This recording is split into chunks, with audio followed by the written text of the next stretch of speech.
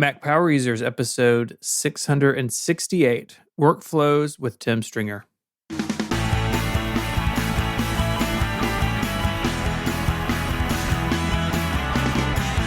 Hello and welcome back to Mac Power Users. My name is Stephen Hackett, and I'm joined as always by my friend and yours, Mr. David Sparks. Hey, Stephen. How are you? I am good. Happy Thanksgiving, my friend. Thank you. You as well. I always enjoy this time of year. It's good. And we are joined by a very special guest. Welcome back to the program, Tim. Oh, thanks very much. It's great to be back, and I'm definitely a long-time listener. It's always nice to add my voice to all the wonderful things that are shared on MPU. Yeah, Tim Stringer is the guy behind Learn OmniFocus, but also you've got quite a few other projects on the internet. You're active in the community. We see you on the MPU forums all the time, and just one of my favorite nerds, Tim. It's so great to have you back. Yeah, thanks for that, David. Yeah, it's really great to be here, and yeah, I really appreciate the MPU community, not just the podcast, but the online forums are, I think, one of the best places on the internet to hang out. Yeah, we've got a lot to talk about with Tim today, but before we do, just real quick, I'd like to point everyone to the Nonprofit Productivity Summit. I'm one of the speakers in it. It's being run by a Mac Power Users listener, Mike St. Pierre, really nice guy, and he's really dedicated to helping nonprofits be more productive. So he's got the website nonprofitproductive.com. If you go to the summit, you can see there /summit. It's free, December 6th and 7th. Lots of smart people there. Tiago Forte, myself, a bunch of other great nerds. Mike Vardy is going to be speaking as well. And I think it's just a really good option if you're running a nonprofit company and you want to get a little help. I'd recommend checking it out. I really like the work Mike's doing and just wanted to give him a really shout out before we get started today. Also today on More Power Users, Tim is a guy who's been using Macs for a long time. Stephen is a guy who has nearly encyclopedic knowledge about all Macs, it seems like. So we're going to go down a little trip to Apple history today for the More Power Users listeners. So stay tuned for that if you're a More Power Users listener.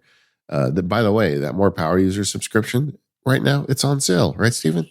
It is. You can go to giverelay.com and you can get 20% off an annual plan of any of the Relay shows. But More Power Users, of course, is listed in there. You can buy it as a gift for somebody, or you can purchase it yourself with the coupon code 2023 holidays. But all the information is on there. 20% off an annual plan, and it runs until December 17th. So don't delay. Yeah, check it out, gang. And if you're getting this on Sunday, there's just one day left for the sale on the Mac Sparky stuff. Just go to the site. We'll put a link in, but 20% off field guides and labs memberships, but you literally only have 24 hours left. So go check it out if you're interested in that.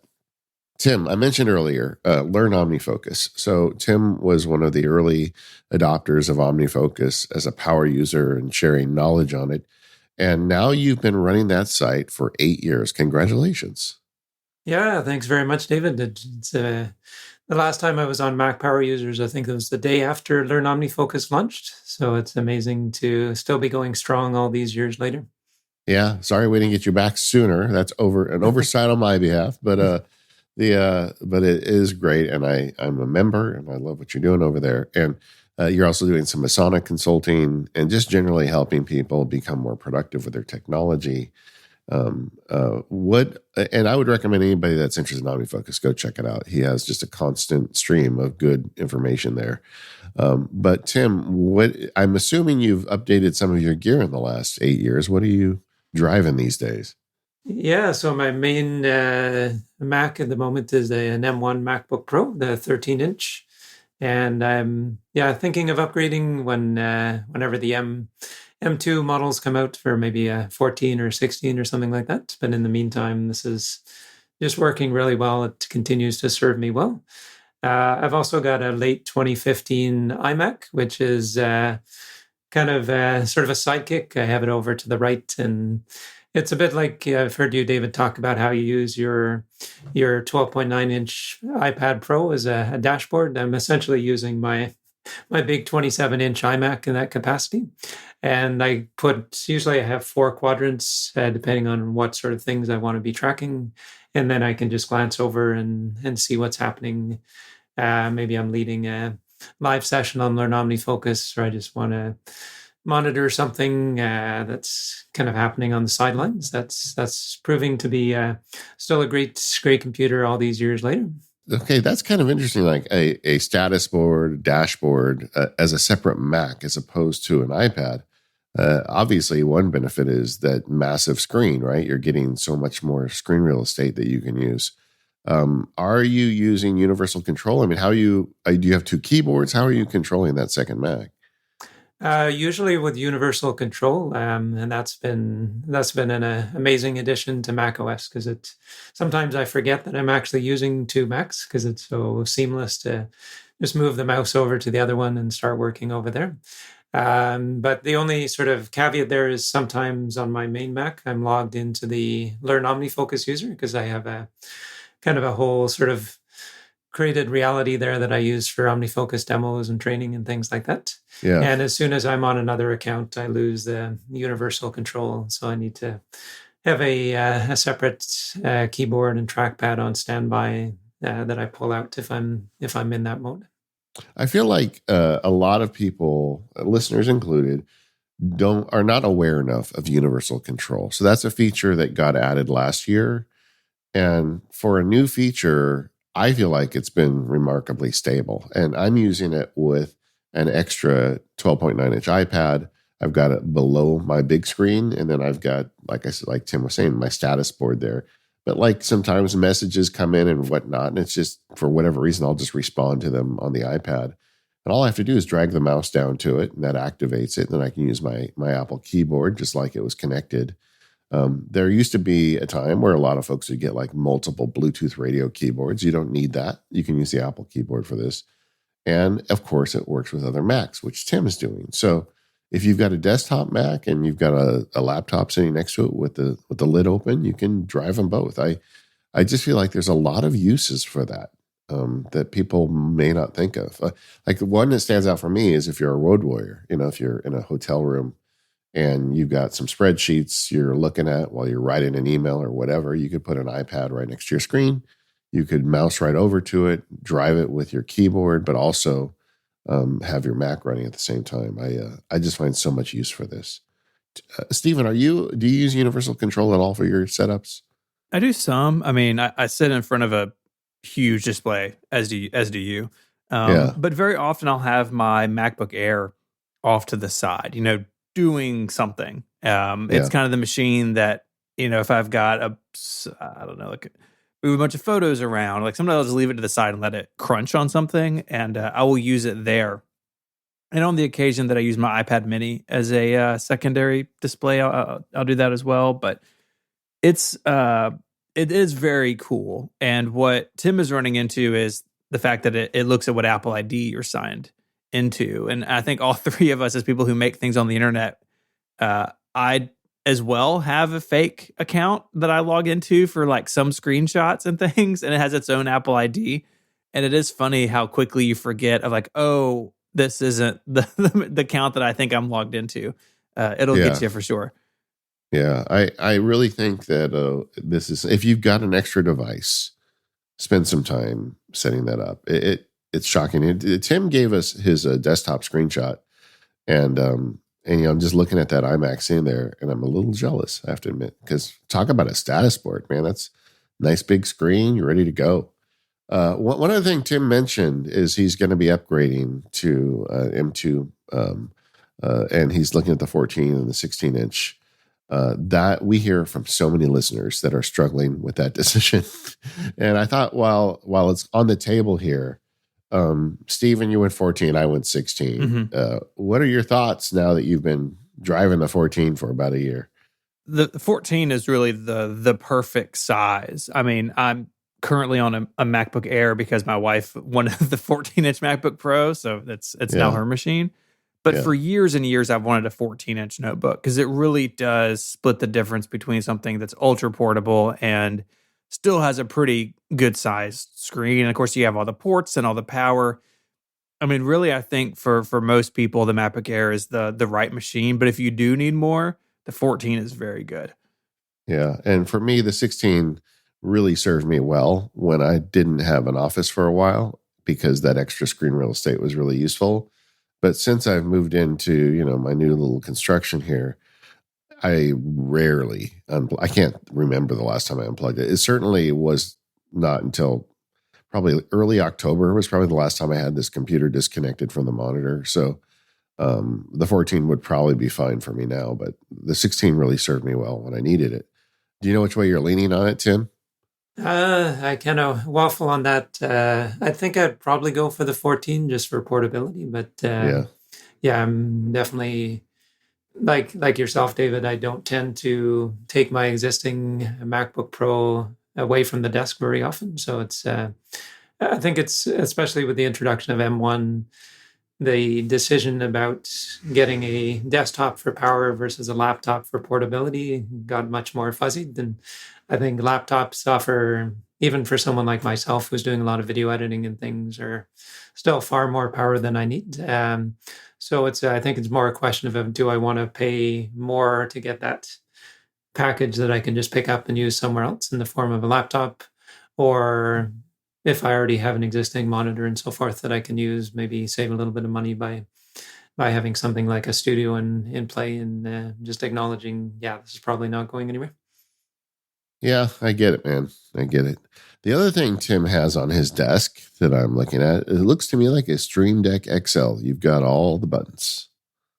Oh yeah, no, I'm a huge fan. I've had this for, I guess, years at this point, and it's hard to imagine using a Mac without one of these. And especially in certain circumstances, if I'm doing like a live session or something and I don't want to be focused too much on the technology, I just want to focus on the people who are there. For instance, I don't want to be fumbling around and trying to remember keyboard shortcuts. It's so much easier just to press a button on the Stream Deck and have something happen, whether it's triggering a shortcut or a keyboard maestro macro or something like that. It also serves as a visual reminder of what mode that I'm in. So I've got like one for communications, for finance, for Learn OmniFocus.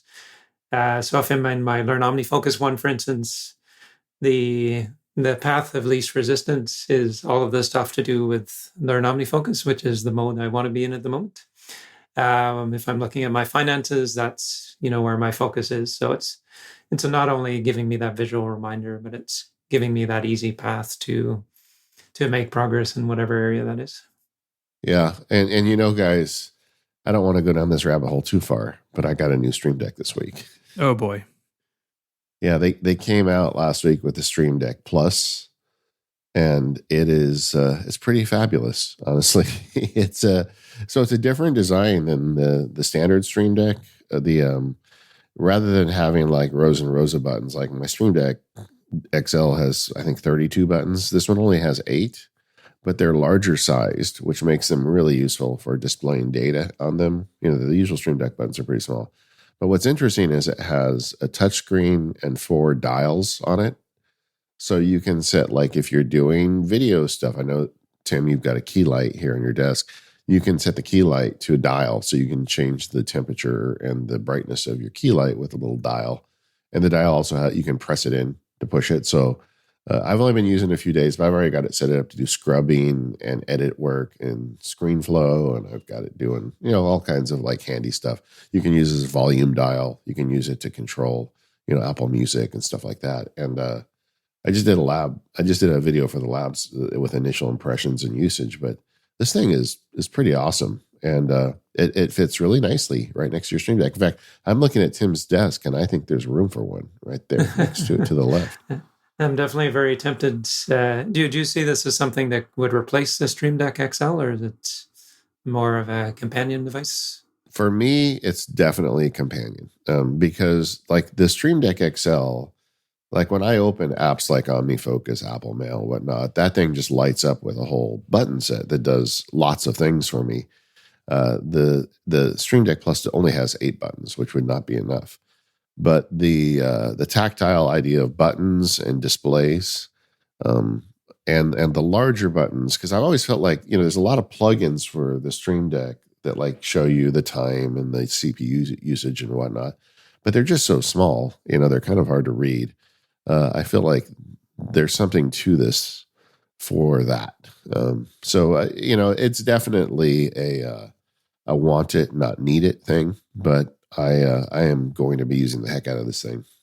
I foresee Stephen Hackett getting one once I start sharing some screenshots with him. I feel like I'm going to tempt you into buying another Stream Deck. Probably. That's how this works. But Yeah. So Tim, we've talked about the Mac side of things. What about iPad and iPhone?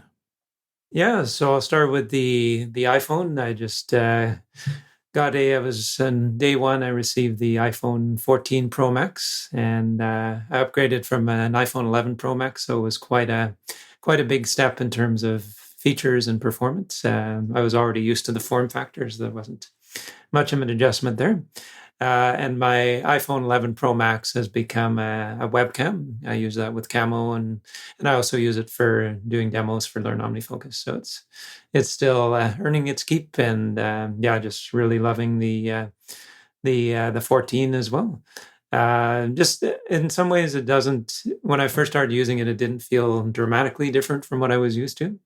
But then with things like the digital island and the always on display, and certainly having more sort of power and performance around the camera, it would be pretty hard to go back at this point. I've really got to enjoy all those new additions to the platform.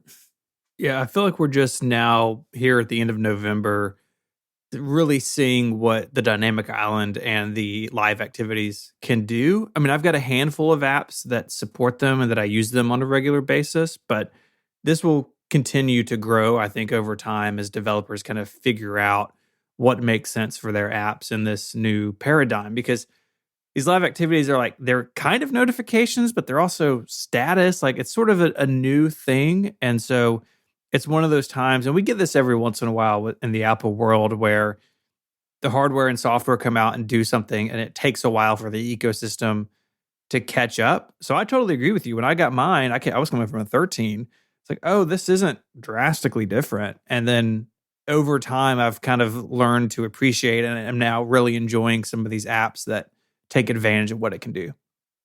And that dynamic island, I think, is really Apple at their best, where they take something that could have been seen as an eyesore, like this kind of hole in the screen, and they turn it into something delightful, is the word that keeps coming up. And it's not gimmicky in any way in my experience. It adds a touch of convenience and kind of whimsy to the device, which really just adds to the enjoyment. One other thing you do, Tim, is you use the Logitech vertical ergonomic wireless mouse. And this is a mouse that stands still, but has, I believe, a trackball on it and allows you to control it. That's the one, right? The ergonomic one is on the trackball, I believe. This particular one I actually move around on the desk. Okay. But I find it, first of all, it's a very natural position to hold a mouse. Having a traditional kind of flat mouse does put a bit of kind of stress on the wrists, and this one just puts it into kind of like a position you'd be in if you were shaking hands with someone. It very much feels like that. So it just feels very comfortable in the hand. And there's something about it where it hardly seems to require very much desk space, because there's something kind of precise about the tracking that I think really works well. I don't think I've ever seen that one before. I had mistaken it for the ball mouse, but this is one I'd never realized even exists. It's got how many buttons does it have on it? Let's see. It's got the backwards and forwards. There's one on the top. There's one on the wheel. It doesn't have as many as some of Logitech's other mice. Yeah. But I do have it. I find in some ways I prefer that, because too many buttons can add complexity. I remember the very first Apple mice when they only had the one button, and Steve Jobs was adamant about, don't give people more than one button because they're going to click the wrong one. And this feels like kind of a step up in terms of it's adding some complexity, but still I don't really have to think about or reach for buttons or anything like that. It just feels like a good compromise. Yeah, as much as I like automation and macros, I've never found the mouse to be a good vehicle to trigger them. So even the few times I've had mice with extra buttons, I rarely use them much. Just to add to that, one thing you can't see in the photo is I actually have a trackpad over to the left as well. Yeah. So I find, especially when I'm in certain modes, like if I'm doing some video editing in ScreenFlow, it's really nice to have both hands kind of doing the scrolling and the pinching and the zooming, and yeah, it just makes for a more efficient workflow. And then it means that I think it helps reduce strain overall. So like in my case, the right hand's not working too hard.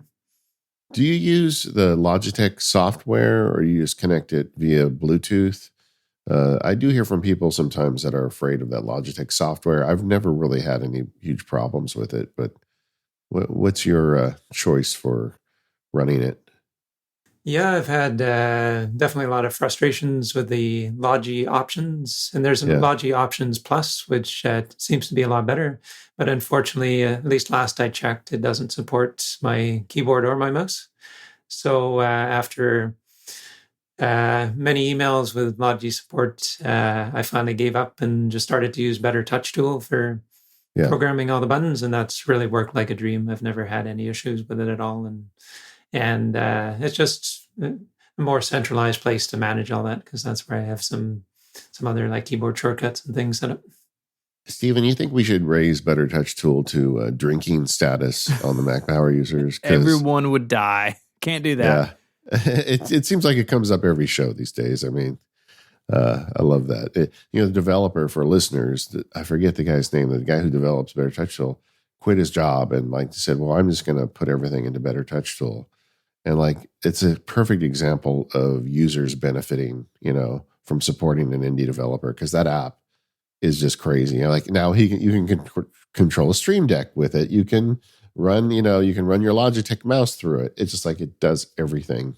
And well, I'm tempted thinking about this because I've been frustrated lately with the Apple mouse with the side scrolling just keeps happening by accident. I'm not a hater of the Apple mouse. I think it's fine, but I do not like it when it scrolls to the side without me intending it to. But what's your mouse of choice these days, Stephen? Is it still the Apple mouse? No. I haven't. No, Okay. I've used the Logitech Performance MX for like a decade. It's an ancient Logitech they don't make anymore, and I have like 3 of them on the shelf. No, the Apple mouse is too small for me. I do keep a trackpad on the left though, like Tim mentioned, because it is really handy to have those gestures available.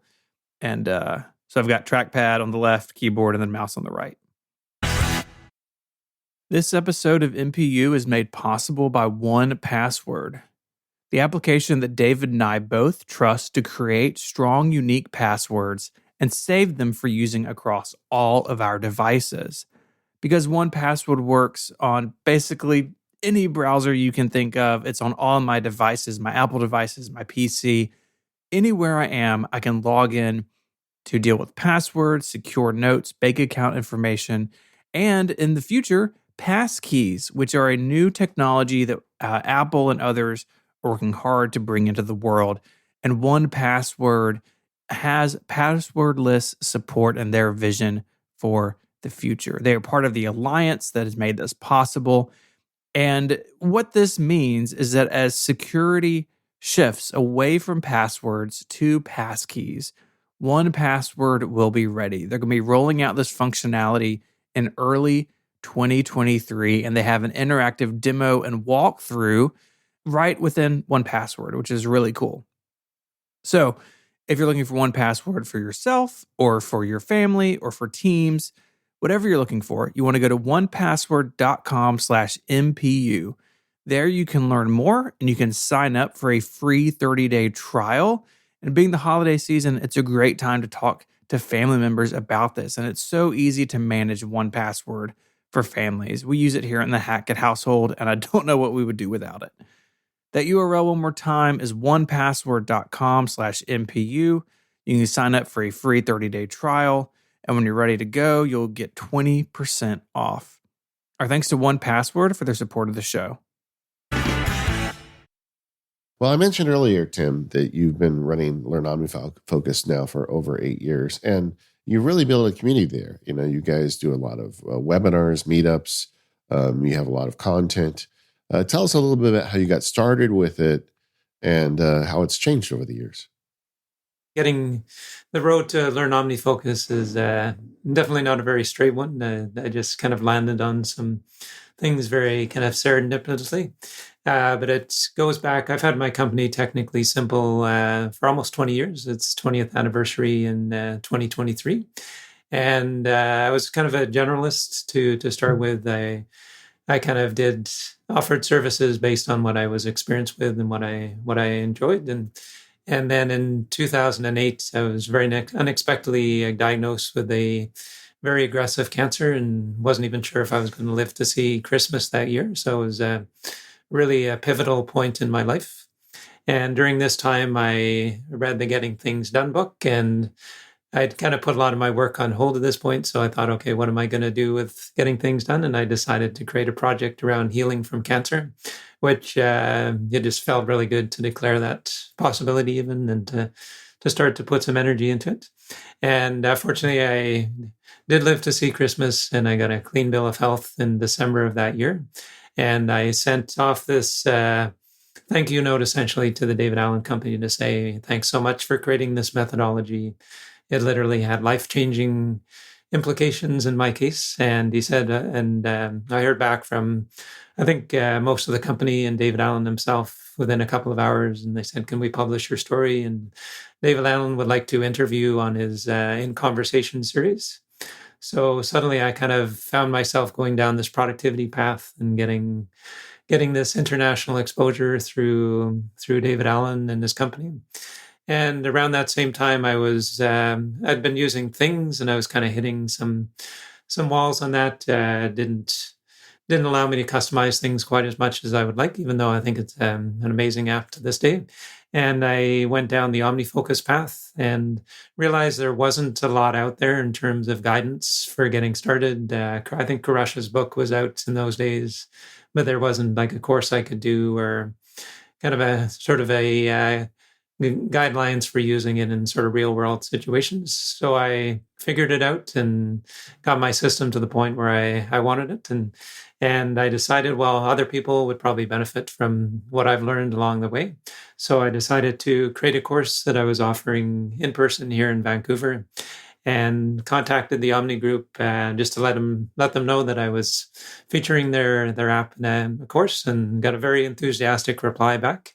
And they said, okay, can we send a couple of people up from Seattle, and we want to film your course and interview you for our first customer stories video. So I was very happy to oblige. We had a great day here, and they put together a great little kind of mini documentary once they got back to Seattle. And it just kind of went from there. I got exposure through that video. I was a speaker at that OmniFocus setup. I know you were there as well, David, and Merlin Mann and Mike Vardy. Crush was there as well. So it's kind of one thing led to another, and I was getting requests from all over the world for people wanting help with their OmniFocus setup. And I realized there's no way I could possibly keep up with the demand. And I just found I was kind of repeating myself too, and be like, oh, I wish I had a video to talk about this, because we don't have time during our session to get into this level of detail. So in 2014, I unveiled Learn OmniFocus, not sure if there'd be enough interest to sustain a membership-based site, but I at least wanted to give it a try and see what the response would be like. And much to my surprise, people have joined from 88 countries. We have a really, really thriving international community to this day. And it's not, in some ways, the site is not about OmniFocus. OmniFocus is a focal point for the site, but it's really about teaching productivity skills and, helping through the community, helping people gain guidance. And the one thing we all have in common, regardless of what country we're in or work we do or anything like that, is we all have this tool, OmniFocus. So we've got that touch point. And it's just been, I sort of fell into this work, but it's been just an incredible 8+ years, and really excited for the future as well. Yeah, it is really more than OmniFocus. Now, were you using Kinkless GTD before OmniFocus, or did you come in after the app had released? I never used kinkless GTD. Yeah, OmniFocus 1 was out by the time I got around to using it, which would have been around 2010 or so. So it's been about 12 years now. Yeah. Well, another thing that you've done in this evolution is you've really kind of watched this community-based business model evolve. I think it's changed so much over the last 8 years. I just want to publicly thank you as I set up Max Sparky Labs. You and I have talked several times, and you have steered me away from mistakes, and I appreciate it. How has the technology, if someone out there is thinking about doing something like this, where did you start in terms of creating this site, and where are you now? Yeah, sure. So going back to 2014, there weren't really that many options, and those options were not nearly as mature as they are today. And I went with WordPress for the site, which in hindsight was a really good move because WordPress has come a long way over the last 8 years, as have all of the plugins that I use to run the site. In those days, there was, I think it was fairly new when I started technology called WooCommerce, which is owned by Automatic, the people behind WordPress.com.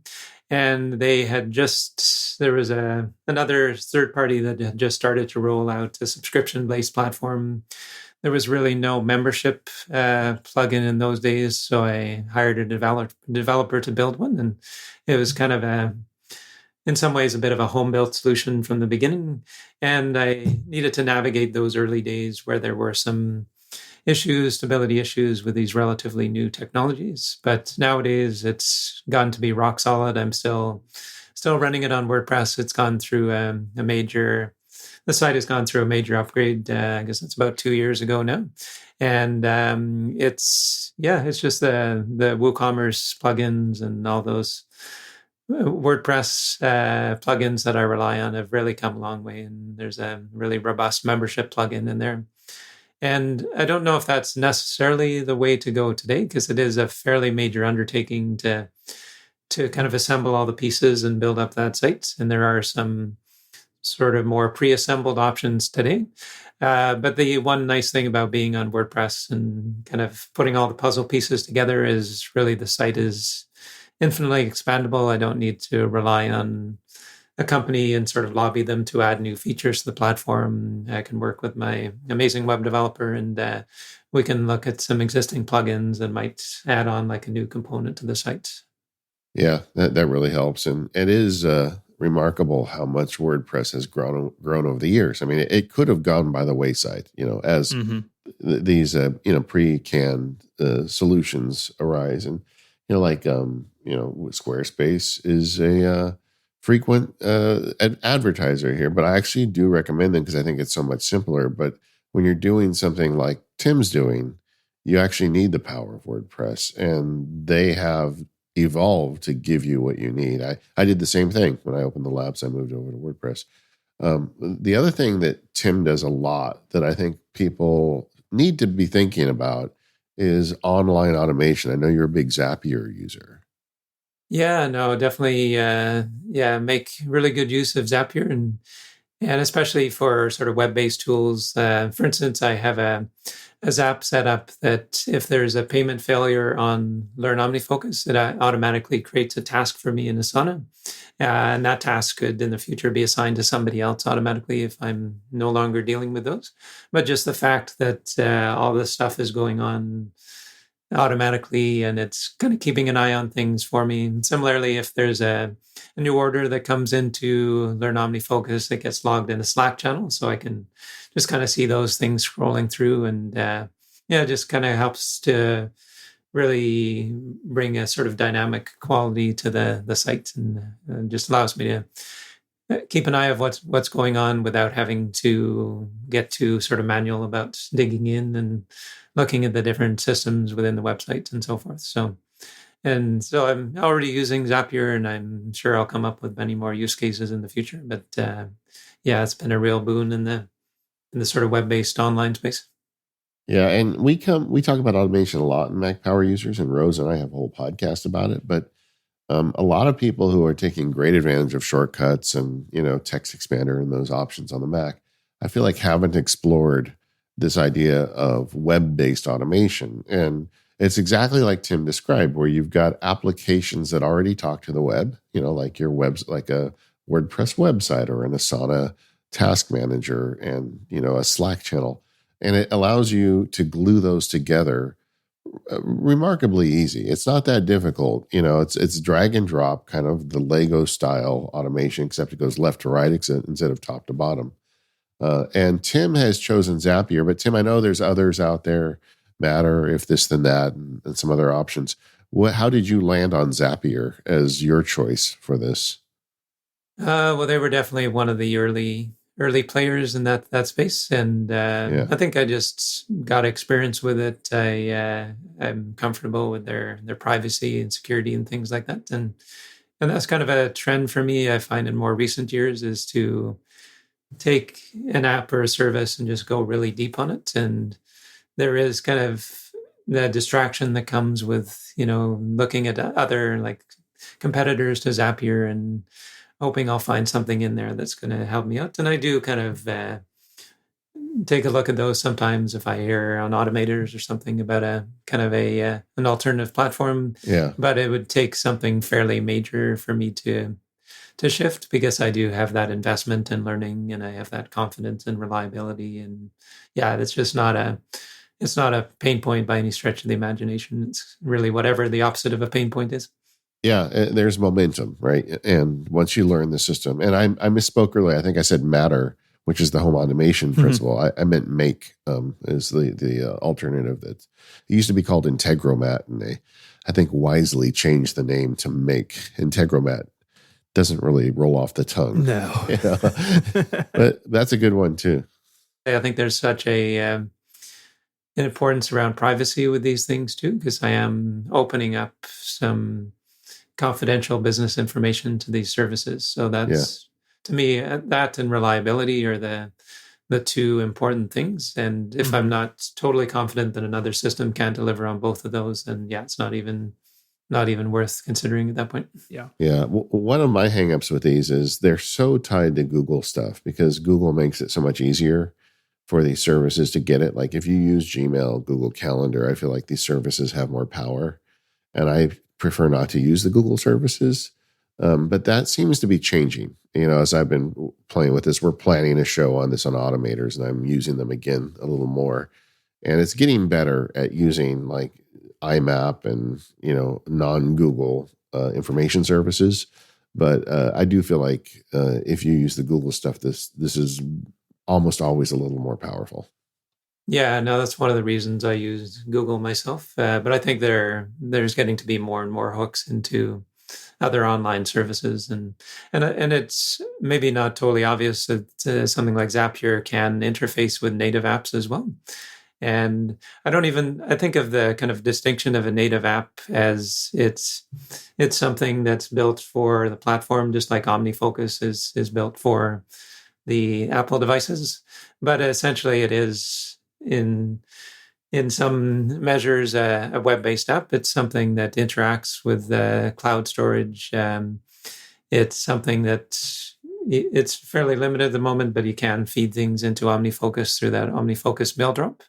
So for instance, if somebody has a private consulting session with me, they book it, it'll automatically create a task in my OmniFocus inbox to remind me to invoice them. And I need to just do just a little bit of work there to put it into the proper bucket and give it a date. But there is something happening in this online service that's triggering this response, in this case in OmniFocus, and it's very seamless, and I don't need to forget to invoice someone for a session. That whole sort of piece of it is taken away, and it's just creating those actions right where I need them. Yeah, I've always liked that about you, Tim, that you do take the time to set these automations up, and you're proof that if you take the time to do this stuff, it does pay off. And the nice thing is the way these things kind of pile on each other. I mean, a lot of people will say, well, I don't want to learn this automation because, I'm only going to do this once in a while and I don't think it'll pay off. But stuff like on web-based automation, once you learn how something like Zapier works, the learning curve is fairly shallow. And once you build a couple of them, which granted are going to take a while the first time, you'll find all sorts of uses for them, especially if you're someone like Tim who has a business that relies on several online type services. Yeah, totally. And even if it's something that triggers once in a while, there's that kind of peace of mind that comes from knowing that there's some automation that's running on the web that's going to give me whatever alert. So, for instance, if I do have an email with a billing inquiry, I want to make sure I deal with those right away. So that shows a badge on the pushover app on my iPhone. So right on my home screen, I can see that light up, and I don't risk kind of losing it in a sea of emails or something like that. Yeah. So there's, yeah, just that kind of peace of mind that knowing that it's almost like these services have got my back. I don't have to kind of worry about things happening. I know I'll be informed if there's anything that really needs my attention. This episode of the Mac Power Users is brought to you by Text Expander. Man, I love Text Expander, and you can get it today by going to textexpander.com/MPU. Use that code and you get 20% off your first year. But why do I love Text Expander? It's because it's one of the best and easiest ways to get automating. Text Expander is a text expansion app, as the name implies. If you type in a few characters like CCELL, then it types in your cell phone number for you, and you can create these automations very easily. But Text Expander goes so much deeper than that. With Text Expander, you can put keyboard commands like tab and return and all sorts of cool stuff. You can do date math, so you can run a text expansion snippet that automatically inserts the date a week from now or 2 weekdays from now. With Text Expander, you can run Apple scripts and other automations as part of them. This is why it's so essential to me for email. In email, I can hit the subject line, type in a Text Expander snippet. It types that in. Maybe it puts the current month and year into that. Then it hits the tab key. Then it types in an Apple script that automatically adds the person's name. And then it hits a return key and writes an email. It just does all this stuff that you just really can't do with any other text expansion utility. And in addition to all of that, Text Expander is on all the platforms that you need: Mac, Windows, Chrome, iPhone, iPad. And because it's online service now, you can share it with your team. So if you've got other people you work with, you can have a common set of text expansion snippets that you use between you. And if one of them changes, you go and change it, and then it automatically propagates to everybody else on your team. There's just really nothing that you can't do with text expansion and Text Expander. It is super powerful. I love it. Stephen and I are both daily users of it. We've got lots of uses for it. It comes up on the show all the time, and they've been a long-time sponsor. In fact, they were the very first sponsor of the Mac Power Users, so we'll always appreciate that as well. Look, if you want to get started automating and you want a tool that can really make a difference in your day, go check out Text Expander. That URL is textexpander.com/MPU. Textexpander.com/MPU. Get that 20% off and start automating today. And thank you, Text Expander, for all of your support of the Mac Power Users over the years. So, Tim, as we record this, OmniFocus 4 has been in beta for quite a while. We'll have a link in the show notes to the Omni Group's beta page. And curious about your take on it as an OmniFocus expert and what people may be able to expect once this rolls out. Yeah, sure. So yeah, it's been exciting to witness the kind of evolution of OmniFocus 4. And as you mentioned, it is currently in test flight. I think especially on the iPhone and iPad, it's almost gotten to feel a bit like a release product. There's still some bugs that creep in. I definitely wouldn't treat it that way just yet. I guess I think you need to be mindful that this is a work in progress, and it has taken a while. But as a developer, I can appreciate all the work that the Omni Group are doing behind the scenes, specifically around the Swift UI, which is a cross-platform technology that's going to make it much easier in the future to bring features cross-platform, because in the past in OmniFocus 3, the iPhone and iPad are lagging behind the Mac, and there's been certain features like quick open and focus and things that I use all the time on the Mac, and I really missed having them on the iPhone and iPad. Whereas this has really made it much more practical to bring all that greatness to all of the devices. Because Yeah. ultimately, just like other apps I use, like things like Ulysses and Craft, I just want to grab whatever device is nearby and just start to use, in this case, OmniFocus, without having to think about, oh, there's a feature that I really need that's only on the Mac, so I need to kind of go into the next room and use my Mac. It's made for a much more sort of seamless process. Yeah, so I want to talk about that for a minute. It's a running theme on the show of this kind of like weird spot that developers are in right now, where Apple has had a traditional programming methodology and system. It's UI Kit on the Mac and App Kit on the iPhone. The iPhone App Kit was developed, kind of in the more recent era where UI Kit goes all the way back to, the origins of Mac OS 10. But they're moving on, and Swift UI was announced a few years ago, but also people are going to use different solutions, like multi-platform solutions where they can build an app and it works on multiple platforms, like Obsidian does that, but none of them are really in a very mature state right now. So people are like giving the developers a hard time. It's like, well, you made this thing that's not really Mac native, or you're using UIKit, which is what is Mac native or the future of Mac native, but it's not fully baked yet, so it doesn't give you all the features. I feel like developers are really in a catch-22, no matter which way they go.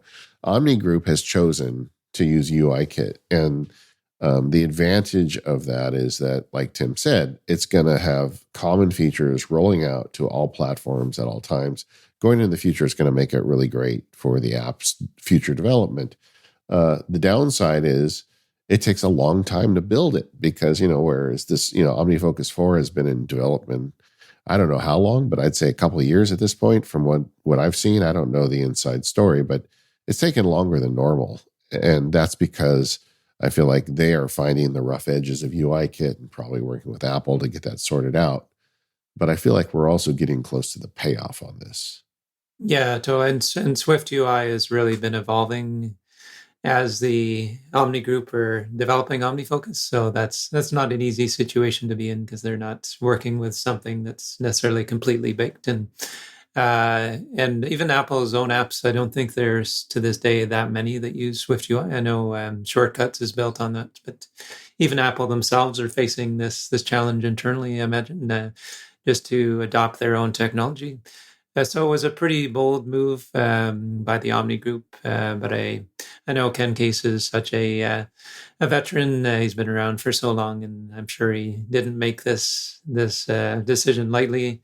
And I think it was really looking at the long game here, not how can we wow people in the next year. It's more like how can we wow them over the next 10 years and build something that I think Apple is deeply invested in Swift UI at this point, and I think it's only going to get better. And even if OmniFocus 4.0 doesn't have everything that people had hoped for, it's really important to mention that that's really just the beginning of OmniFocus 4, and there's going to be a lot of opportunity to add within that sort of OmniFocus 4 sort of cycle.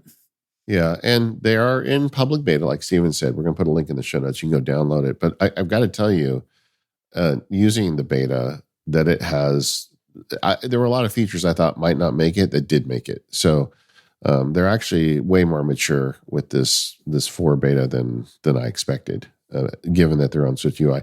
I can't help but feel like, again, I have no inside knowledge, but there's got to be like a bat phone at this point between Omni Group and Apple over Swift UI, because they must have found so many bugs and issues as they were developing this, because it is, I think, probably one of the most powerful apps that's going to ship on Swift UI. And, going back, Tim had said, the shortcuts for Mac with Swift UI.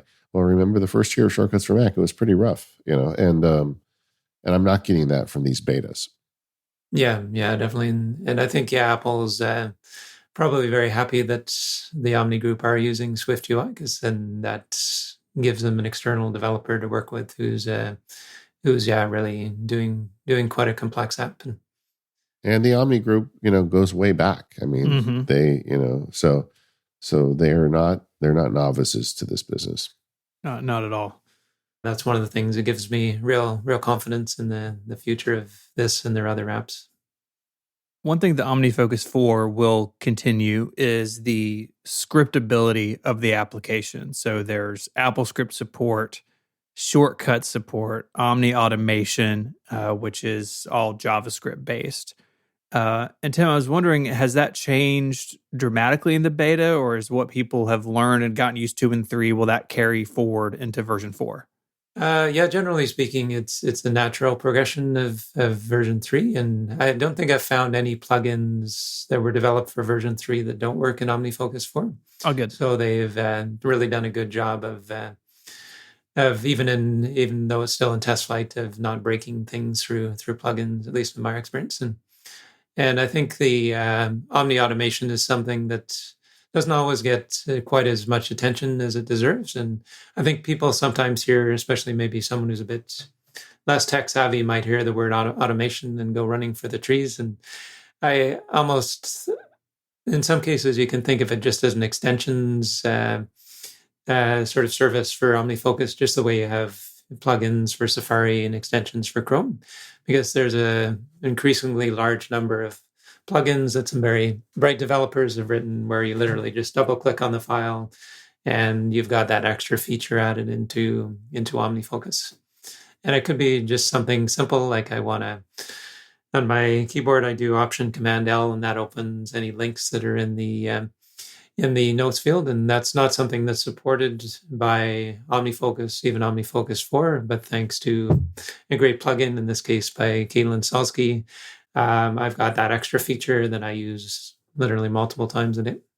Yeah, the JavaScript automation does scare people off because it's a programming language. It's not like clicking together a shortcut, which it does have shortcuts, so you're good for a lot of the stuff you want to do. But the thing with the JavaScript is it has freed up power users to go crazy. And kind of the interesting story on this is Sal Segoyan, who's been a guest on the show several times and was, I always forget his title at Apple, but he was the head of automation in essence. He's the guy who was behind AppleScript, an automator, but he left Apple a few years ago. And the Omni group kind of snapped him up, and one of his jobs now is helping them.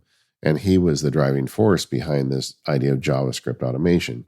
The advantage of that is that unlike AppleScript, which is only on the Mac, JavaScript can be run on the iPhone and iPad as well as the Mac.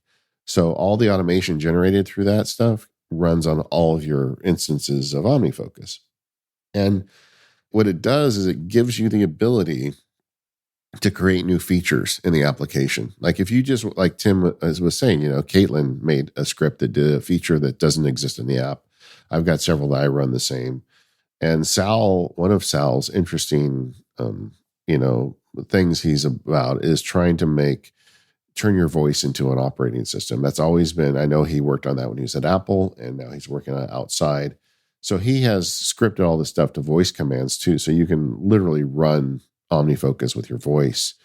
And when he was setting that up, he wrote 100, at the time it was 100, now I'm sure it's over that, scripts through JavaScript to do all sorts of things, selecting boxes, moving defer dates. Like no matter what it is you want to do in OmniFocus, Sal just went crazy and wrote all these scripts where I don't know that I would need to learn JavaScript because it seems like Sal's written so many. I'm not sure what's left, but you can just download these and plug them in. And of course, it works really well with version 4. And that is, I know I sound like I'm in the bag for the Omni group. They were a sponsor of the show years ago, but I'm just really impressed with what they're doing with this version 4. Yeah, and I was really happy, and just in general, when Sal joined the Omni group and really brought all of this, not just knowledge, but he's got such a kind of a contagious passion for automation in general. And I've had many chats with him. He led one of the courses on Learn OmniFocus, and just he has a gift for making it approachable, even teaching someone how to, write JavaScript code. He has this very kind of calm energy that makes it easy to be guided through it and not get daunted by kind of the word programming or something like that. Yeah, he's a good teacher and just a nice fella. He, by the way, when we did the member special for Automators a few years ago, we went over his house and played Mousetrap with him, which I thought was hilarious and nobody seemed to get. But, It works. But if you go to omni/automation.com, that is Sal's site where he's got all the Omni Group stuff. And in particular, there's a ton of stuff there for OmniFocus. And even if you're running OmniFocus 3, I think all of it works with that too, the most recent builds. And I would recommend going there and playing with it and see what kind of cool features you can add to your app. So you talked about the one from Caitlin, who is, by the way, booked. We're going to have her on the show early next year. I'd kind of like to wait till OmniFocus 4 ships before we have her on, but she is, I think she's an accountant in Australia who does some really great work with Omni Automation, and just a really nice lady. But what are some of your favorite plugins other than the one from Caitlin that you're running currently? Yeah, sure. Yeah, and Caitlin was actually a guest on Learn OmniFocus. She's also studying computer science as well, so she's definitely gone deep into the programming side of things. Caitlin has another one that I really like called Templates for OmniFocus, and it allows you to keep template projects right within OmniFocus. You can even cleverly have them hidden away. She's got to come up with a clever scheme for kind of keeping them out of your field of view when you're working through things. But you can do placeholders similar to the one that Kurt Clifton wrote as an Apple script years ago. So you could have a project to plan for a trip, and it'll ask you, where are you going, who are you going with, things like that. But she's really taken it a step further, where it'll do date calculations, where you can put little $ date equals into the notes field, and it'll intelligently pull that out. You can even have optional actions and groups. So if you're going on a winter trip versus a summer one, you can say, do I want to include this group of actions or not? So just a really, really impressive use of plugins, and one where I can take a fairly complex project and within literally seconds have a copy of that made and all customized for whatever I need it for. So that's definitely worth investing in. There's one called Task Date Controls. It was written by one of the support people at the Omni Group, and Christian Y. That's a good one. That's right. Yeah. So you can again just tie a keyboard shortcut to add one day to the defer date, or one day to the due date, or something like that, or 1 week, and that's one that I use all the time. Yeah, I had written Apple scripts for all that stuff, and I just tossed them all in the trash when this came out, because this is so much better and faster. You can put it on Stream Deck buttons. It's just awesome. Yeah, no, it's a really nice one. Josh Hughes as well has a couple of plugins for toggling tags. So if you want to just turn a tag on and off as the simple use case, and again, that could be tied to a keyboard shortcut. He's also written one called Generate Toggle Tag. So it's actually a plugin that creates a plugin, and you can point it to a group of tags, and you can say only one of these can be active at any given time. So if I had one for days of the week and I choose Wednesday and Monday was on there already, it'll remove Monday and put Wednesday onto it. So very, very clever. And again, there's not a lot of knowledge required to download these and put them into use. And sometimes you need to read through the manual and maybe spend 20 minutes kind of learning to use it. But then once you've got it in place, it starts to feel like just another feature within OmniFocus. And sometimes I forget that, these are not actual OmniFocus features. They're so right. Well integrated there. And you can create shortcuts on them. You can put them on Stream Deck buttons, so you can run them from your phone or your Mac. It's just very powerful. In fact, I'm thinking as you were talking, I'm definitely going to get angry email from this segment, because I spent last week talking about how great Reminders has become, and it really has become great, I feel like, lately. But now we're talking about OmniFocus, and people are going to like, all right, Sparky, just stop jerking me around, And I think I haven't quite finished listening to the show on Reminders and Notes, but the way I look at Reminders is it has become a very robust application. And I think of Reminders as kind of the equivalent to iMovie, and I think of OmniFocus as the equivalent to Final Cut Pro.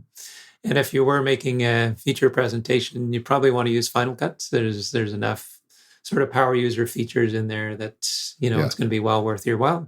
If you're making even a corporate video or something like that doesn't have a lot of complexity to it, then iMovie could be more than adequate and might actually be a much better choice.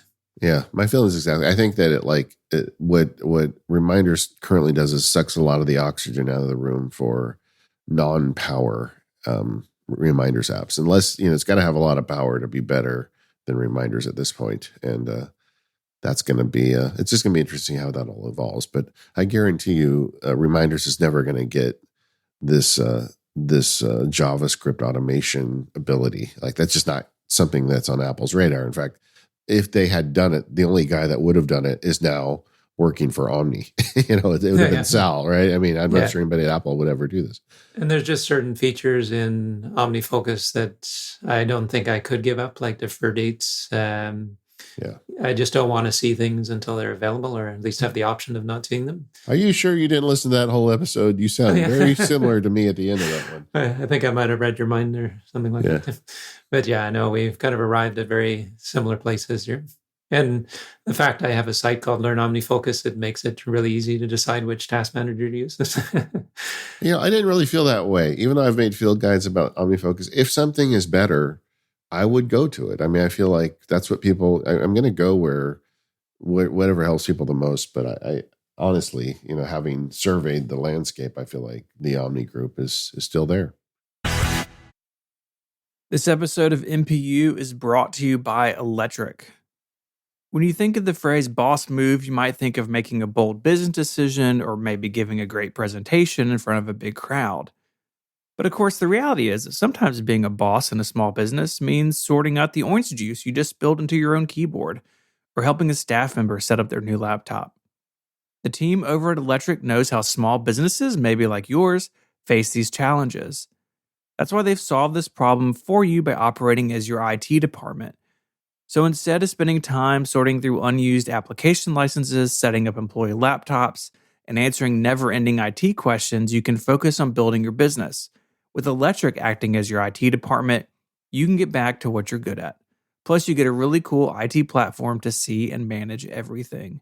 Delegation is so important in a small business. It's a lesson I've learned over and over the last 8 years. And with a team like Electric acting as your IT department, you can just take a big chunk of worry off your plate. So go check it out.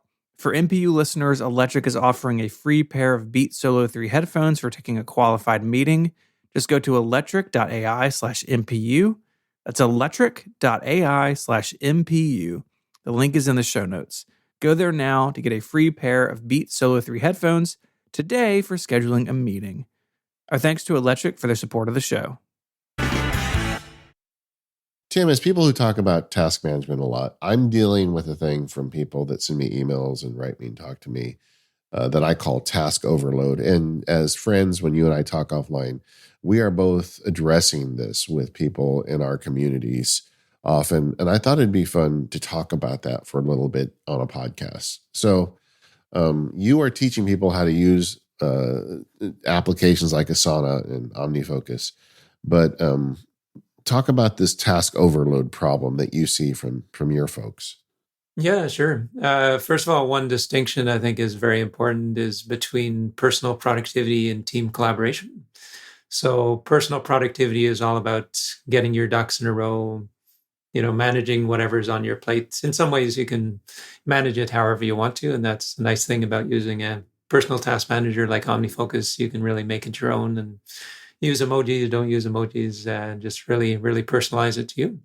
And then there's the whole other layer that's the team collaboration, which is really about keeping people on the same page, making sure they work efficiently together, that there's no duplicate effort, that balls aren't getting dropped, that people have clarity on, when is this thing actually due, who's doing what, those types of things. And I think personal productivity is a great skill and having a tool set to support that as well for anybody. It doesn't matter, what sort of work you do, or if you work for yourself or for a big company, personal productivity is always going to be there. And that includes, developing practices like getting things done. I've got a methodology called holistic productivity as well that I teach and certainly practice myself as well. So there's that whole sort of, it's almost a personal self-development side of things, where if you can get to be a personal productivity ninja, you can you can kind of go anywhere in any circumstance and still make a contribution. And then on the team collaboration side of things, if an organization is well organized, they've got some good structure in place to allow people to communicate, and they spend just what's appropriate on that, so they're not spending a lot of time managing the work. It's really clear what work needs to be done and who's doing what. Then even if you have people working at the team who aren't particularly strong on the personal productivity side of things, they can still make a significant contribution. And I think the real sort of magic happens when you have personal productivity ninjas who work at a company and organization that's got a great system in place to help everything be coordinated. And at that point, I think the sky's the limit. There's so much that can be accomplished. Yeah, but the problem starts, I think, when you start to explore these apps and you don't think through the holistic piece of it. Like, because a computer can track 10,000 projects doesn't mean that you should have 10,000 projects.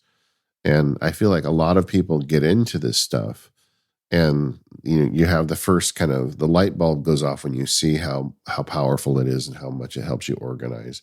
You can run all the great JavaScripts and all this stuff, and then at the end of the day, you've got this unmanageable list of things.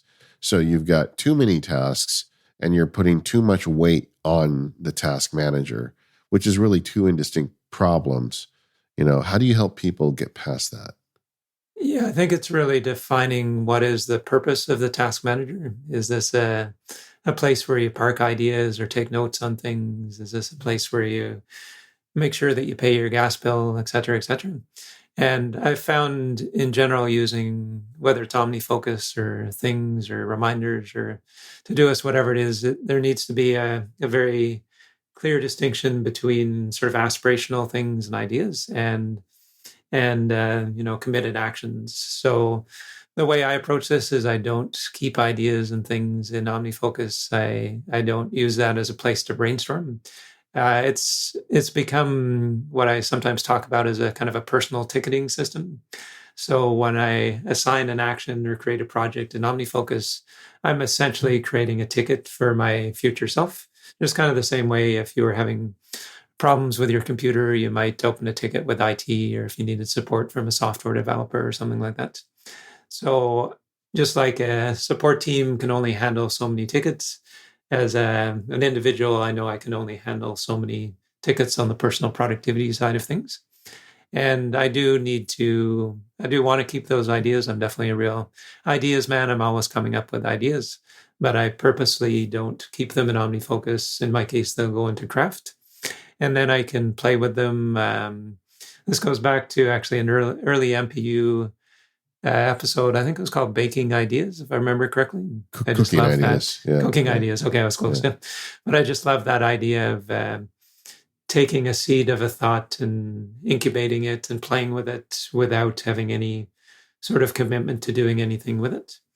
And that's how I tell the difference. If it's in OmniFocus, then I've got an intention or a commitment to taking action on this thing. If it's sitting as a node in Craft, then it's kind of like it's in the sandbox. I can play with it. I can give it away to somebody else. I could take a piece of it and do something with it. I could just drop it all together if I decide it doesn't have a lot of value in the future. So this is really pointing to how essential it is to have a note-taking app. Okay, let me interrupt there and just illustrate what I think you're doing is why it makes so much sense. Is I believe that collection of ideas and judgment of ideas are two separate things, and quite often a mistake you make is trying to combine them into the same step. We have lots of ideas that later we decide are bad ideas, but if you incorporate it into an OmniFocus project with the inception, I think there is a bit of mental blockage with rejecting the idea in general. So what you're doing makes so much sense. You're putting it into like an incubation pot, and whether or not that actually becomes a project is going to require a separate thought process. And I believe anybody who's trying to combine those things is asking for trouble. Yeah, totally. And I think OmniFocus, as much as I like the app, I don't find it's a particularly good app for brainstorming and planning and things like that. That's really getting to that more sort of left brain sort of way of thinking to say, okay, I want things at this point defined as a specific action. I want to just go to my today perspective and get down to work. I want to do all my creative work in an app that's really sort of more designed for sort of play and experimentation, things like that. Exactly. And so one step we've got here is separate notes from tasks. I think that's a good tip. And when it comes down to do those tasks, then having that rich assortment of notes, I find sometimes it feels like I'm at least halfway done on a project because I've been collecting ideas on it for the last 2 years, and there's a certain ease that comes once I do move into action. But that sort of playing with those ideas didn't feel forced at all. I was doing it in a much more relaxed sort of setting. Yeah. And so you're doing that in Craft? Mm-hmm. Yep. Okay.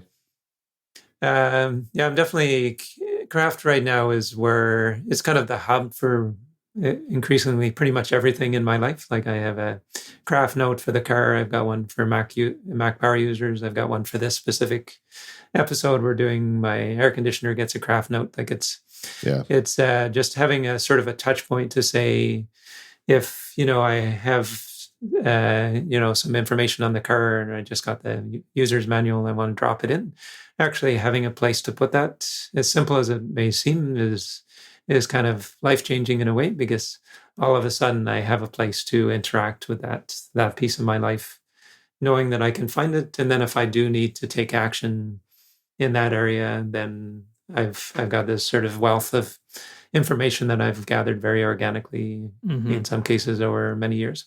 Yeah, truly PKM. Same thing. I do something similar, but I split it between notes and Craft, but that's a whole nother discussion. But yeah, it makes sense.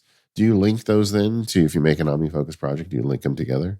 Yeah, totally. And I'll typically use Hook for that, just because it makes it so, or Hookmark as it's called now.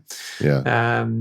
Because it just makes it so easy to create those links. And one feature of Hookmark I really like is I can have a Craft note, for instance, and then I can say hook to new OmniFocus action. So that puts an OmniFocus action in my inbox. And if that's more than an action, then I just do Shift Command 1 or the Shift exclamation point, and that turns it into a project, which is still linked to the document in Craft. And then I'm off to the races. Within seconds, I've got an action or a project that's ready to go, and I've got very easy access to all that information. Mm-hmm. Yeah, that was one thing we spoke about last week, really missing from Apple's ecosystem. If you're all in on notes and reminders, linking these things is a little more difficult. I believe Hookmark does support Apple Notes, at least on the Mac. But then if you're relying on that on the iPhone and the iPad, that's where you don't have that complete convenient access. Yeah, Apple needs to do a better job of exposing that stuff, for sure. So then you've got notes for, the incubation. You've got OmniFocus for the task management. I guess I shouldn't say notes, it's Craft. What are the other pieces of this system for you? Fantastical on the calendar side of things. And those essentially are the three main apps for my personal productivity side of things. But then when we get into the team side of things, that's where Asana has been an app service that I've been using even before Asana was officially a released product, so that I really kind of got in at the ground level with the work they were doing. And there was something about it that really drew me in right from the beginning. And I continue to be a very avid user. That's a big part of my business too, is helping teams of people make good use of Asana. And in some cases, that also means helping somebody who's got all kinds of tasks that are for other people, get them out of OmniFocus and into a collaborative system. Because that's one thing I found working with clients over the years is they'll use a personal task manager essentially to manage other people's lists. They've got all these agenda items they have a whole bunch of waiting for. And the problem is the person that they're working with, they don't have visibility into any of that. So that's where, if something is of kind of shared interest, I think it's really essential to put it into some sort of a shared system, whether it's using Apple's tools like Notes and Reminders, or using a really a really professional tool like Asana if you're doing more sort of complex, sort of corporate type things. Okay, so this gets people into trouble though, because they're like, well, wait a second, I've got two task managers, I got to look two places. How do you break that up in a way that's logical for people and doesn't cause those types of conflicts? Yeah, sure. So, first of all, the personal task manager is going to be there regardless of where someone's working or if they're working or not. Or I mean, they might work with 10 different companies. And I find it's important to have a central go to list to say, okay, what do I do next? If that's spread over a whole bunch of different places, that's where it can become a little dizzying. So, I really encourage everyone to have their own task list that's independent of anybody else or any other companies or anything like that. And then when people assign a task in Asana, I find they don't tend to assign like an individual action. They'll say like the task will be to research this thing and provide recommendations. Maybe that's going to take them the next couple of weeks. And from the assigner's point of view and other people within the organization, they maybe don't need to know anything beyond that. They might be involved in the conversation as that task is getting done, but they don't necessarily need to know how that individual is going to actually take on that work and make it happen. So it can work really well to essentially make that task a project in OmniFocus and then have that combined with all the other specific things that are being tracked there. And the same approach could be applied to things Todoist. It isn't specific to OmniFocus. So somebody's working at a personal task level on some work that's going to benefit the organization, but they're not. There's visibility into what's going on at the organizational level, and they can kind of manage it however they want at a personal task level, even if they just want to use pen and paper to kind of work through that. I just kind of want to put exclamation points because you're saying so much good stuff. But I think when you're doing this, the trick is the collaborative stuff is results, not steps. Like, know, you're collaborating with somebody. It's like, okay, I need you to get the ball to this yard line, but I'm not going to tell you exactly how to do it. And then as a team, we're looking at what your next goal is. But the way you do the work, like you said, if you want to write it on a napkin, if you want to get OmniFocus or do it in reminders or things or whatever app floats your boat, all we need to know is that you get to the result. And then for me, the work I do, my results are going to show up there as well, but you're not going to see my individual steps. And I think that's the trick if you're going to have two of these. Don't try to put the details in both systems or you're going to make yourself crazy. No, I'd say avoid data duplication if at all possible, because as soon as you have two pieces of data that are supposed to represent the same thing, it's just a matter of time before you have conflicts in there, and it's going to create confusion. I think another thing too is using a solution like Asana means the conversations can be had within Asana in the context of the tasks and the projects that are being done in a collaborative level. So it avoids, even in Asana themselves, they virtually use no emails for internal communications. It's pretty much all done within Asana. And then there's the other piece too, is there's a project management term called the source of truth. And it's so important that people be on the same page in terms of who's doing what and by when it's being done. And if that changes, it really needs to just change in one place.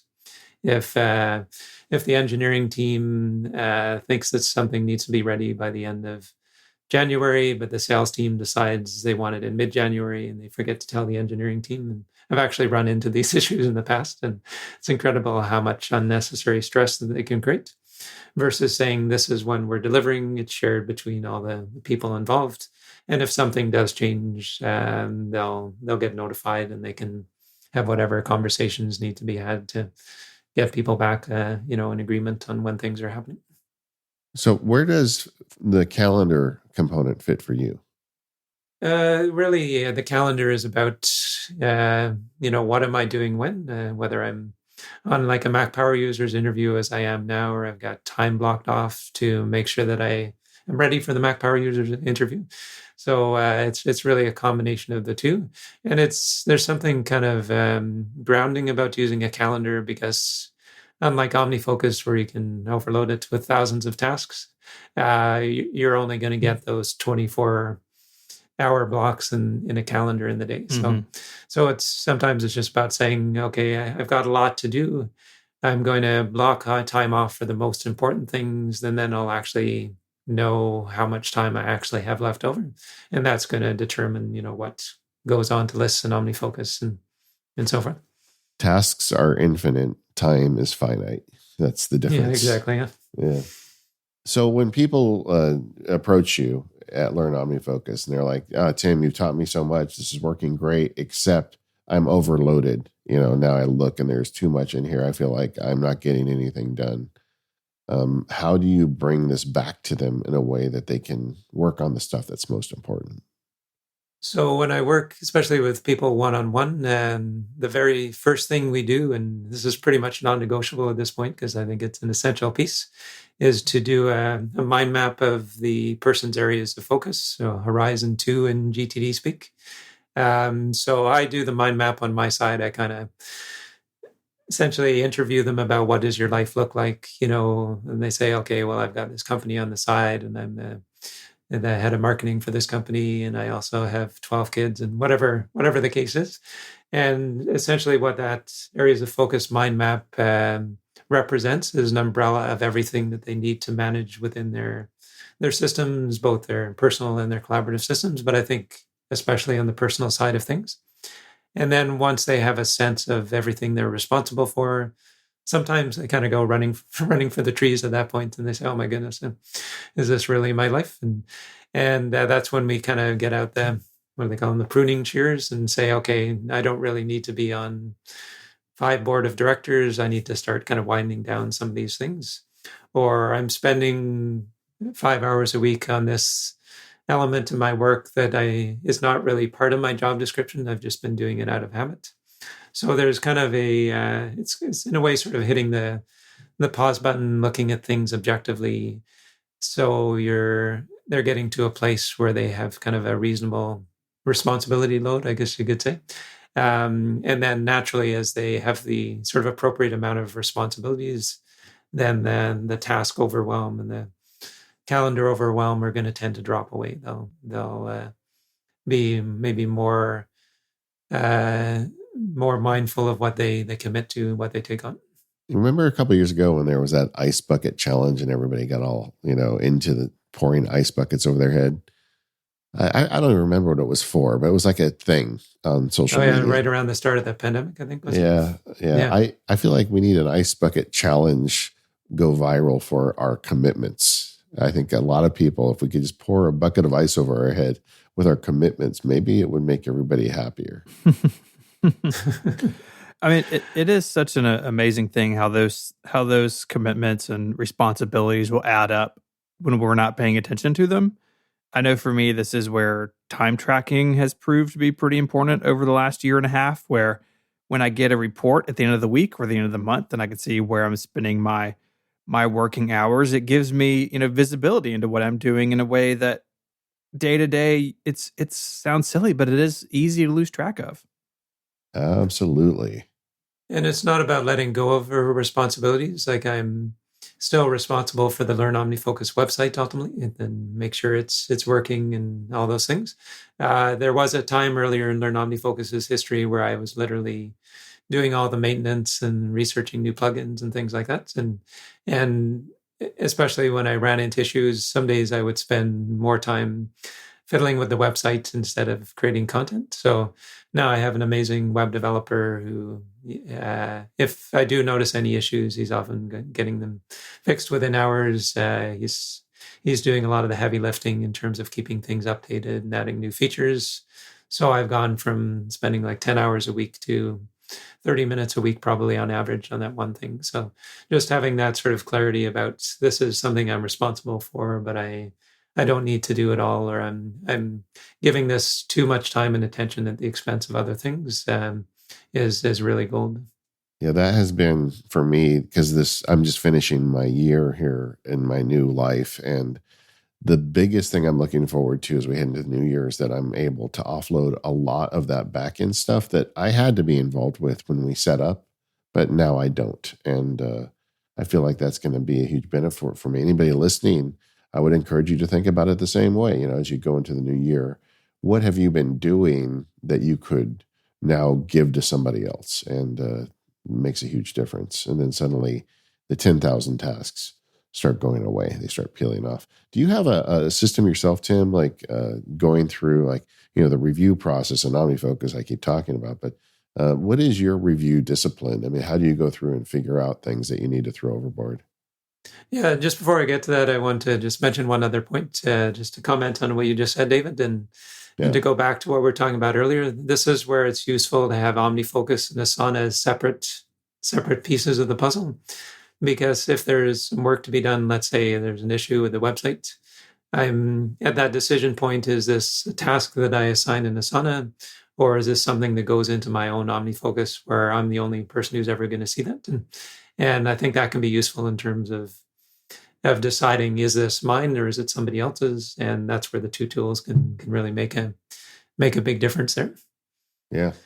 In terms of the review, so I make extensive use of the review feature in OmniFocus. Sometimes I'll even, like for leading up to this interview, I had this project to prepare set to review once a day. So I'd literally see it pop up each day just to make sure I wasn't forgetting anything.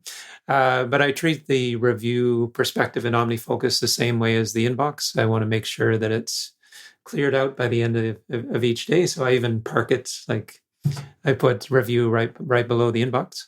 And in the old days, I used to do a review of everything that was waiting for review on a kind of a weekly cadence, but I just found I was getting kind of brain numb by the time I'd gone through like 30, 40 projects, and having it delivered sort of piecemeal, I found has worked a lot better.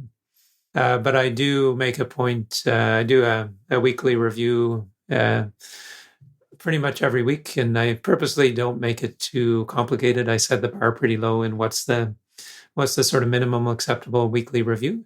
And one of the things I do as part of that is I look specifically at what are the active projects, and I take a scan through those and just use that as kind of a barometer to say, is my commitment level appropriate? Have I taken on a bit too much? Could I take on a bit more at this point? And just kind of use that to, what does David Allen say? Stop hugging trees and go up into the fire tower, and just sort of survey, not necessarily the long term, but how did the last week go, and what's the next week can look like. This episode of the Mac Power Users is brought to you by SetApp. Go to the link in the show notes today and use code MacPower to get over 240 apps with a free month trial. There's an app for everything these days. Some are great and others are not so great. How do you quickly find the right one for you? Well, SetApp is a great way to discover apps for every professional with a Mac and iPhone. SetApp has over 240 plus apps, all available with a single subscription, from coding to design to everyday chores such as decluttering your menu bar or cleaning up storage. SetApp has top-tier software to keep at hand. Imagine what you could do with 240 high-quality apps all packed into one. Whether you need to develop, design, or create, there's an app for almost any task, so you don't need to look into tons of places to find what you need. And with SetApp, you can think about your tasks, not apps.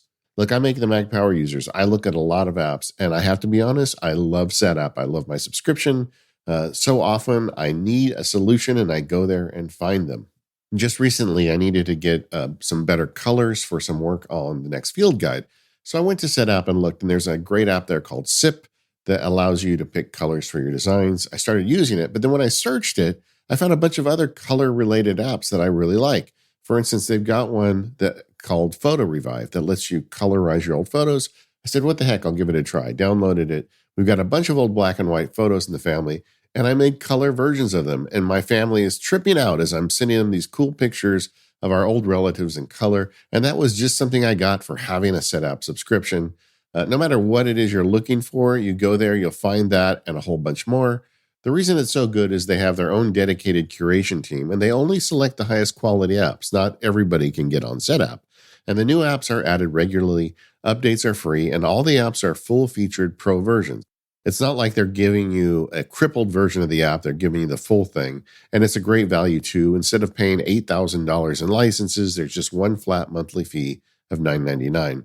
And until November 30, use code MacPower to get a free month trial. head over to setapp.com and look for a link to redeem the code in the footer.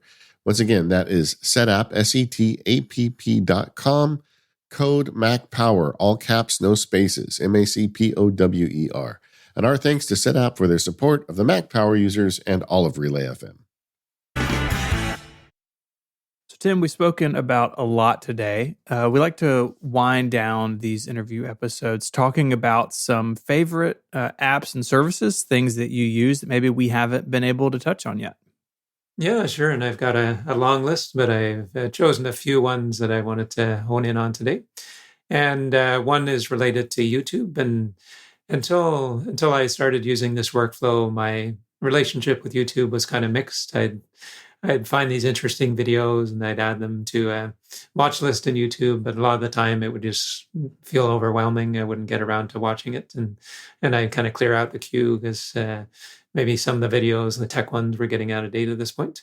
So what I started doing, it's probably about 6 months ago, is first of all, I discovered my RSS service, which is InnoReader. The Pro one that I've subscribed to has a bridge between YouTube and their RSS service. So the way I have it set up now is I'll go into my RSS reader, which is Reader, the REEDER, which I know has been mentioned on Mac Power users many times. In addition to seeing my RSS feeds, I've got a section in there which is for YouTube that lists all of the YouTube channels that I've subscribed to. And those are being pulled in automatically by InnoReader. So if I subscribe to a new channel in YouTube, that'll automatically pull it into InnoReader. And also, if I unsubscribe from something, then that'll remove it from my RSS reader. So at that point, I have an intermediate step. If I see something, maybe the latest MacSparky video, and say, okay, I really want to watch this, instead of going directly into YouTube, I use an app called Play, which I think has been mentioned on the show before. It's available for the Mac, iPhone, and iPad. And what Play does is it essentially assembles playlists for YouTube, which might seem a little redundant because YouTube already has this feature built right in. But what makes Play special is it makes it very easy to classify those lists. And it can even classify them automatically. So if MacSparky appears in the name of the video, then it'll automatically add a MacSparky tab within Play. So if I say, okay, I'm wanting to catch up on my MacSparky videos, I just open up Play. I look at all the ones that I've accumulated there, and then I can just play them directly from Play, open up YouTube, and it'll start playing. So it's a much more intentional way of managing the lists. I'm much less likely to get kind of sucked in by, what YouTube recommends next, and much more likely to be drawing from the sources that I've identified as really valuable and, great kind of signal to noise ratio. Yeah, I've been experimenting with something really similar. I use Feedbin and Reader, and I can just give Reader the URL to a channel in YouTube, and it just shows up as a source in Reader. And I put them in a folder so they can pile up down there. But it's something I'm playing with too, because I definitely have had similar struggles of saving things to my watch list, and then that thing is 1,000 miles long, or getting sucked into something that that I didn't have the intentionality toward, but you look up and it's been 30 minutes. And so YouTube is really good at that. They are the best at it, maybe second only to TikTok. And so, yes, this is an interesting thing. And I feel like if you have a similar relationship to YouTube as maybe we feel like we have at times, using an RSS reader to consume YouTube is pretty great. And it also means I only have one place to go to see like the blogs I follow as well as the YouTube channels. To me, those have almost started to feel like the same thing.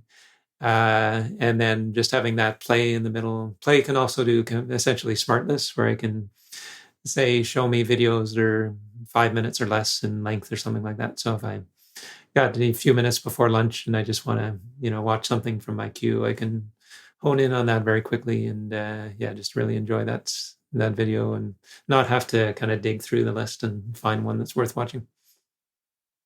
Good tip. You got any other apps that you like? There's a browser called Arc, ARC, that I started using recently. I think it's still in maybe a private beta. I'm not sure how easy it is to get on board, but it's a Chromium-based browser, so it's an alternative to using something like Google Chrome. But there's something about Arc that I really resonated from the beginning. They've really taken an innovative approach to the web browser. I think kind of turned it on its side, so to speak, quite literally, because there's no tabs across the top. They put them along the sidebar. But there's something. It's an opinionated design, is the way I would put it. Some people are going to love it, some are not going to be interested. But I like the fact that they are forming an opinion around web browsing and doing some things that I've never seen done in any other web browser. So it's not my primary browser now. It's one that I tend to run like web apps in, like I'll run Asana in Arc. My YouTube watching happens in Arc and things like that. So that frees up Safari to be used as kind of my general browser. And to make that practical, there's a great app called OpenIn, all one word, and it's available directly from the developer and was added to Setup a while back. And what OpenIn essentially does is it channels the request. So if I click on like an Asana link in an email, there'll be a rule in OpenIn that sends that request off to Arc, and so it'll bypass Safari and just take me directly where I want to be. So that combination of apps has just worked really well, and having, again, essentially an automation running in the background that redirects the traffic means it's started to feel very, very seamless.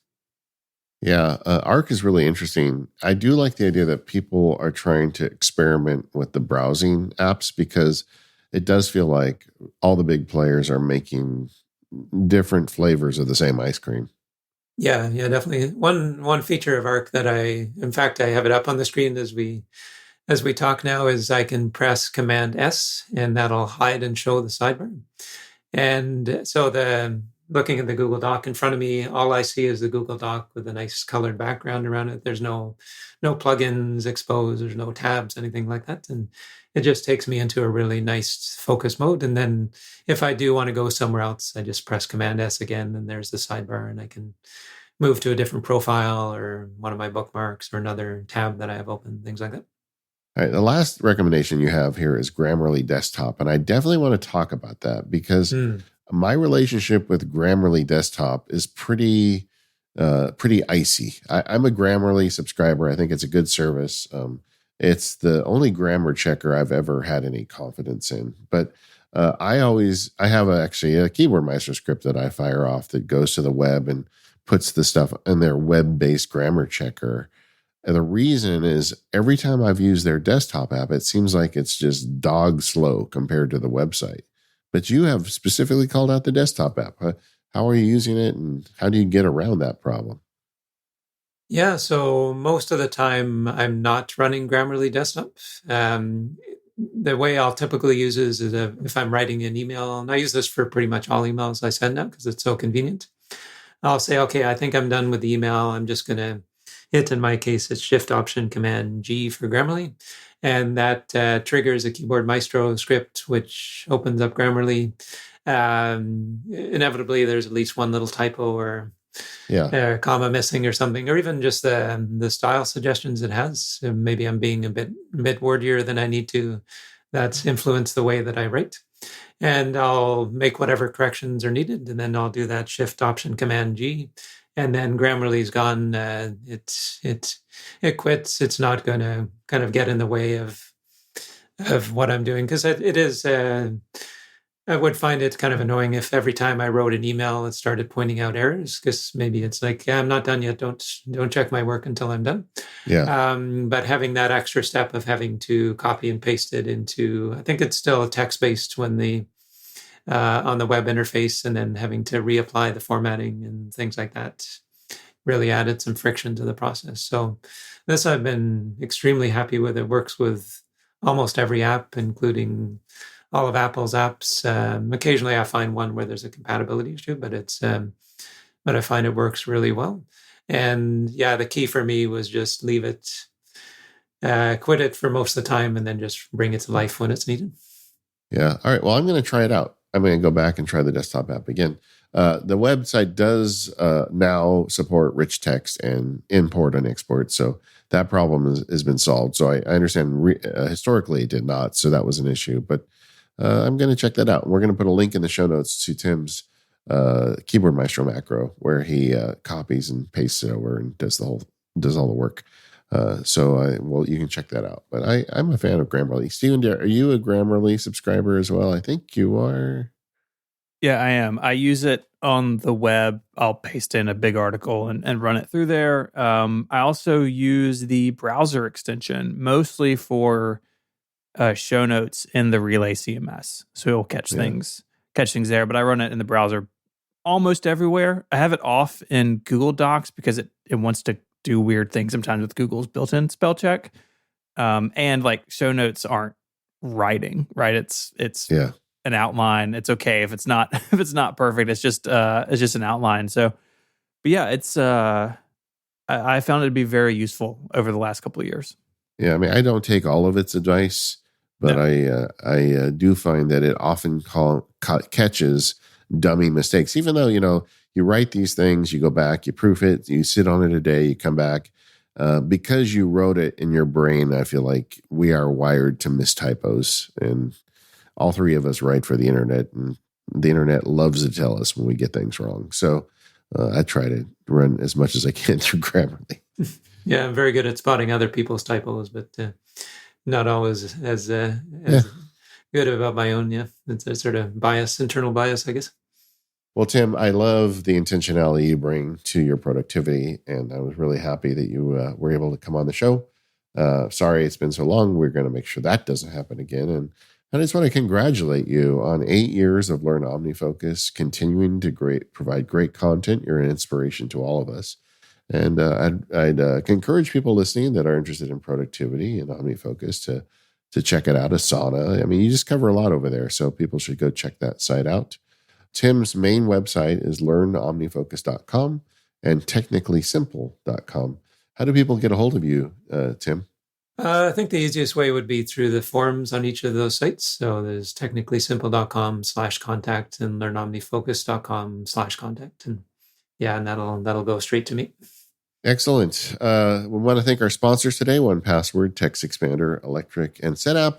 Thank you again, Tim, for coming on. And we are the Mac Power Users, and we will see you next time.